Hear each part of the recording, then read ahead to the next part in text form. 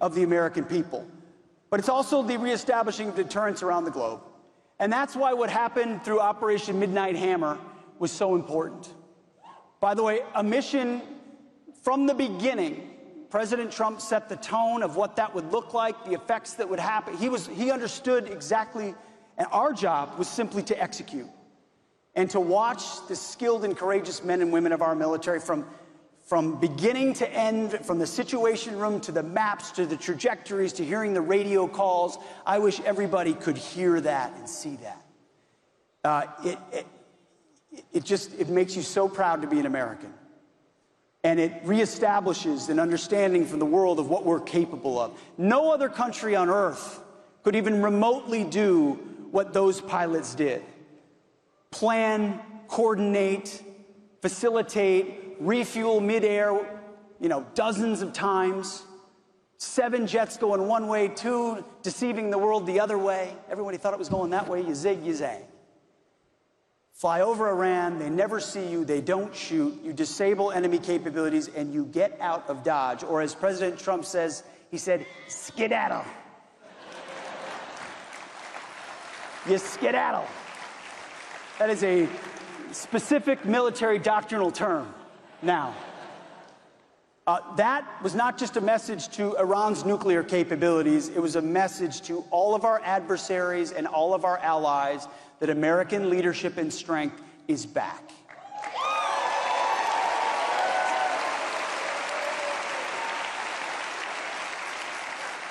We've also sent the message to the world through what President Trump has done in Europe and through NATO that the era of freeloading off America is also over.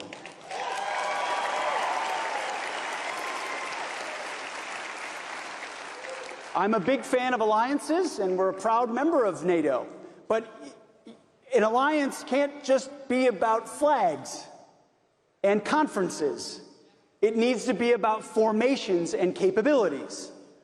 Military alliances only work when you have actual hard power to bring to bear. And only because of President Trump is Europe stepping up and spending now what was inconceivable. Many of these countries were spending 1% on defense just in his first term. But because of President Trump's leadership, they're committed now to spending 5% of GDP on defense, which means they lead the way and we don't have to do it for them.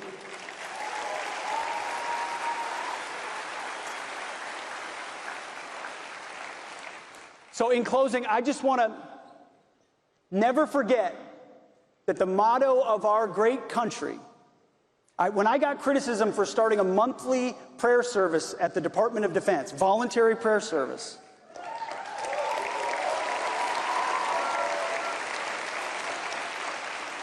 I reminded our friends in the media, the motto of our country is, "In God we trust."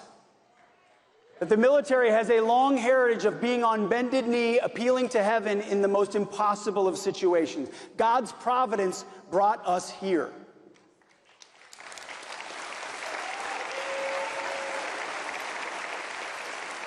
Our founders understood that.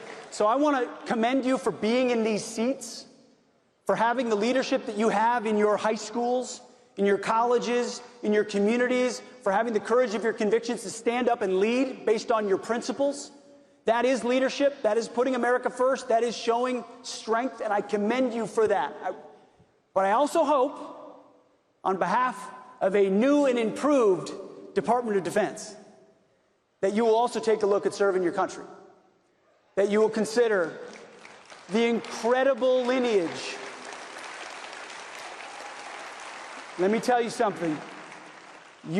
I've never met someone who served, it's very few and far between, who regrets the day that they raised their right hand to defend their nation and try to test themselves to see whether they can stand up to the legacy of previous generations. Now, it's my job and it's President Trump's job to make sure we use those troops properly, that they're properly trained, that they have a clear mission, a limited objective that everyone understands.